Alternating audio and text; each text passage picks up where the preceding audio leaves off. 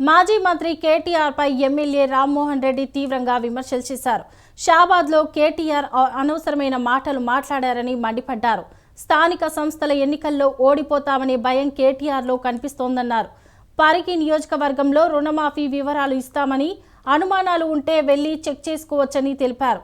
ఇచ్చిన హామీలను ఒక్కొక్కటిగా నెరవేరుస్తున్నామని రామ్మోహన్ రెడ్డి స్పష్టం చేశారు. ప్రతి నియోజకవర్గానికి కేటీఆర్ నియోజకవర్గం సిరిసిల్లకు ఎన్ని కోట్లు వచ్చినాయి, కేసీఆర్ నియోజకవర్గం గజ్వేల్కి ఎన్ని కోట్లు వచ్చినాయి, హరీష్ రావు సిద్దిపేటకి ఎన్ని కోట్లు వచ్చినాయని ఇట్లాంటి పుస్తకాలు తీసుకొచ్చి శాసనసభలో నేను నియోజకవర్గాల వారిగా మినిమం 150 కోట్ల నుంచి 315 కోట్ల రూపాయల వరకు ఒక్కొక్క నియోజకవర్గానికి ఖాతాల పడ్డ డబ్బులని చదివి వినిపించిన శాసనసభలో. మీరందరూ కూడా చూసిర్రు, పత్రికా మిత్రులు మీరందరూ కూడా చూసిర్రు. చూసినా సరే ప్రజలను తప్పుదోవ పట్టియడానికి అని చెప్పి ఈ విధంగా తన వంగమాదితులను తీసుకొని మా రంగారెడ్డి జిల్లాను పూర్తిగా సర్వనాశనం చేసినటువంటి పార్టీ ఆ బీఆర్ఎస్ పార్టీ.